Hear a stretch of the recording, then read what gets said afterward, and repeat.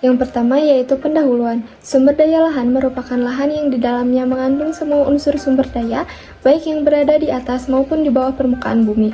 Menurut Sitorus dalam Siswanto, mendefinisikan sumber daya lahan sebagai lingkungan fisik yang terdiri dari iklim, relief, tanah, air, dan vegetasi, serta benda yang ada di atasnya. Sepanjang ada pengaruh terhadap penggunaan lahan. Oleh karena itu, sumber daya lahan dapat dikatakan sebagai ekosistem karena adanya hubungan yang dinamis antara organisme yang ada di atas lahan tersebut dengan lingkungannya. Aktivitas penggunaan lahan adalah bentuk fisik dari aktivitas sosial ekonomi masyarakat di suatu wilayah.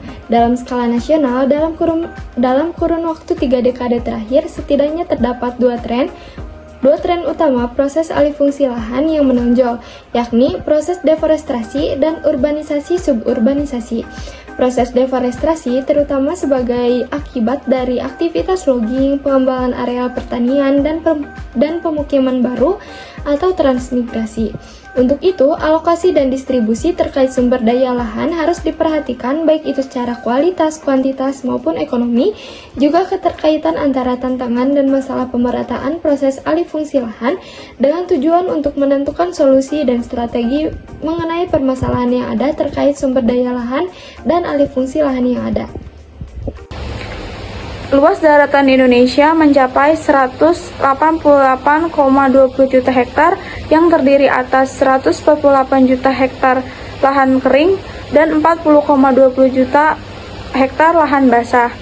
Dengan jenis tanah, iklim, fisiografi, bahan induk, maksudnya vulkan yang subur, dan elevasi yang beragam.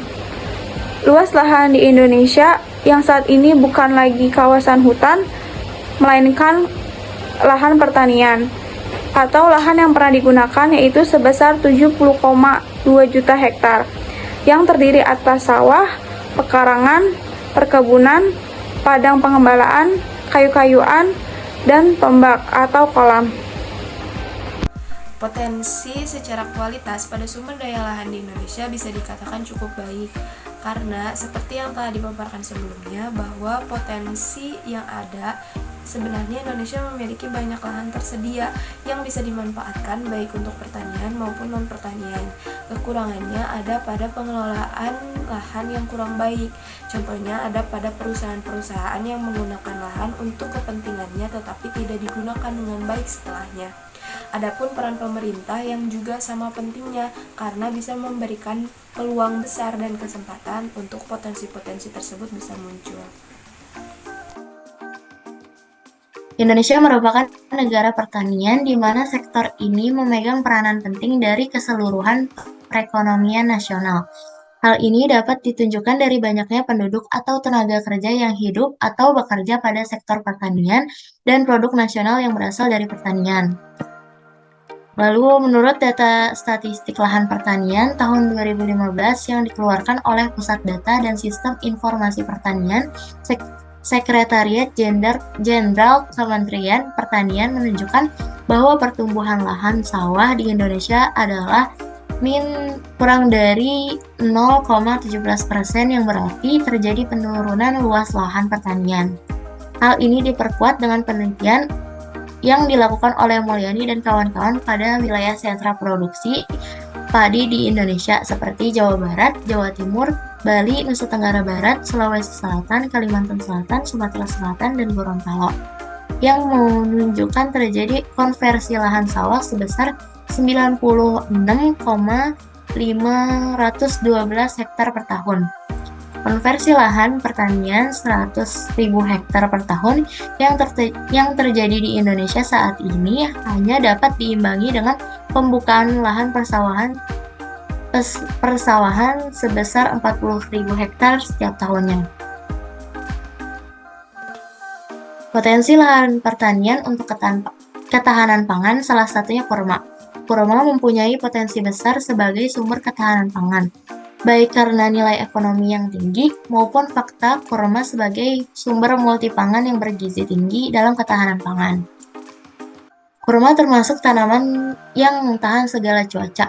Pohon ini mampu tumbuh pada rentang suhu yang ekstrim, seperti min 15 derajat Celcius sampai dengan plus 51 derajat Celcius. Tumbuh pada ketinggian atau di lembah Jordan. Selain itu, sagu telah lama menjadi sumber utama karbohidrat masyarakat di beberapa wilayah Nusantara. Bila dikembangkan pemanfaatannya sebagai bahan pangan pokok, komoditas ini dapat mengatasi masalah ketahanan pangan nasional. Namun, arti penting sagu lebih pada potensinya yang besar sebagai penghasil pati untuk industri. Lalu ada beberapa tanaman yang potensial sebagai penghasil bioenergi adalah kelapa sawit, kelapa jarak pagar, kapas, kanola, dan rapeseed untuk biodiesel, serta ubi kayu, ubi jalar, tebu, sorghum, sagu, aren, nipah, dan lontar untuk bioetanol. Selain potensial sebagai penghasil bioenergi, beberapa komoditas tersebut seperti kelapa sawit, kelapa, kapas, ubi kayu, tebu, dan sagu juga merupakan komoditas sumber bahan pangan dan pakan. Oleh karena itu, pengembangan komoditas penghasil bioenergi tersebut akan bersaing dengan kebutuhan untuk pangan maupun pakan. Pembahasan selanjutnya yaitu mengenai tantangan atau permasalahan dari sumber daya lahan itu sendiri. Permasalahan atau tantangan dari sumber daya lahan yang sering terjadi di Indonesia salah satunya yaitu alih fungsi lahan. Proses dari alih fungsi lahan ini dipandang sebagai hal yang sudah biasa dilakukan dalam kehidupan sehari-hari. Bahkan dalam kurun waktu 30 tahun terakhir, terdapat dua tren utama dalam proses alih fungsi lahan, yakni proses deforestasi dan urbanisasi suburbanisasi. Beberapa contoh kasus alih fungsi lahan terjadi di beberapa wilayah yang ada di Indonesia.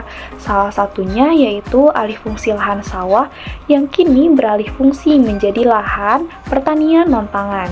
Jika hal ini terus-menerus terjadi, tentu akan mempengaruhi ketahanan pangan yang ada di wilayah tersebut. Selain itu, hal ini juga tidak selaras dengan salah satu tujuan dari SDGs nomor 2, yaitu Zero Hunger atau tanpa kelaparan. Proses alih fungsi lahan yang diakibatkan oleh aktivitas logging seperti pengembangan area pertanian dan pemukiman baru menjadi isu penting yang perlu diatasi dengan berbagai strategi yang dapat diterapkan. Sebelum melakukan alih fungsi lahan, penting untuk menyusun rencana yang menyeluruh termasuk bagaimana dampaknya terhadap lingkungan dan juga sosial. Misalnya mempertimbangkan kondisi awal lahan tersebut, bagaimana jenis tanah dan juga jenis vegetasinya. Kemudian menyusun dokumen analisis dampak lingkungan atau AMDAL, menyusun rencana untuk mengelola dan mitigasi dampak dari konversi lahan itu sendiri. Serta melibatkan masyarakat dalam proses pengambilan keputusan. Hal ini dapat dilakukan melalui teknik Participatory Rural Appraisal atau PRA. Selain itu, diperlukan penetapan aturan dan pengawasan yang ketat terkait penggunaan lahan dan pengembangan pemukiman. Dengan demikian, pelaksanaan pembangunan dapat dilaksanakan tetap sesuai dengan rencana tata ruang wilayah atau RT/RW dan penataan ruang di wilayahnya itu sendiri, sehingga dapat diwujudkan sistem tata ruang wilayah yang berkualitas dengan pembangunan yang berkelanjutan. Selanjutnya, alih fungsi lahan menjadi lahan non-pertanian juga menjadi tantangan yang besar, terutama dalam konteks ketahanan pangan. Terdapat strategi yang dapat dilakukan, diantaranya yaitu pengembangan irigasi, teknologi pertanian, dan juga pemberian insentif kepada petani. Meningkatkan infrastruktur irigasi dan memanfaatkan teknologi pertanian modern dapat meningkatkan produktivitas lahan pertanian. Salah satu teknologi pertanian modern yang sudah diterapkan yaitu oleh Lembang Agri yang merupakan tempat pembelajaran, pelatihan, penelitian bagi para pelaku usaha tani, akademisi, dan juga masyarakat umum. Lembang Agri ini berada di Lembang, Kabupaten Bandung Barat. Beberapa teknologi yang sudah diterapkan oleh Lembang Agri diantaranya yaitu teknologi Internet of Things atau IoT untuk otomatisasi penyiraman dan pemupukan, dan teknologi Smart Greenhouse yang dapat menyesuaikan temperatur, kelembapan, dan juga intensitas cahaya matahari secara otomatis sehingga dapat membantu tanaman tumbuh secara optimal. Selain itu, pemberian insentif kepada petani juga diperlukan agar para petani tetap beraktivitas di bidang pertanian, seperti subsidi bahan baku, bantuan teknologi, dan juga pelatihan.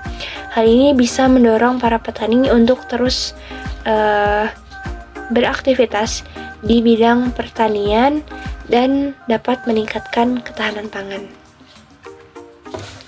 Rekomendasi dan saran. Laporan ini memberikan beberapa rekomendasi untuk meningkatkan pengelolaan sumber daya lahan di Indonesia. Pertama, perlu disusun rencana tata ruang yang komprehensif dengan melibatkan semua pemangku kepentingan dan mempertimbangkan dampak sosial serta lingkungan.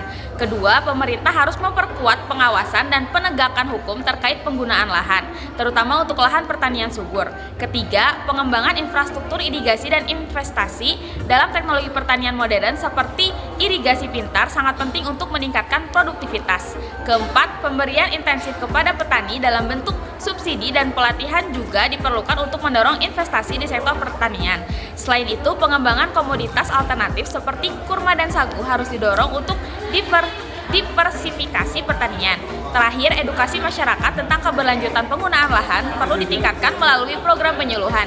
Dengan penerapan rekomendasi ini, diharapkan pengelolaan sumber daya lahan di Indonesia dapat lebih efektif dan berkelanjutan. Berdasarkan hasil pembahasan, dapat disimpulkan bahwa potensi sumber daya lahan di Indonesia sangat besar dan beragam. Dengan total luas daratan mencapai 188,20 juta hektar, terdiri dari 148 juta hektar lahan kering dan 40,20 juta hektar lahan basah.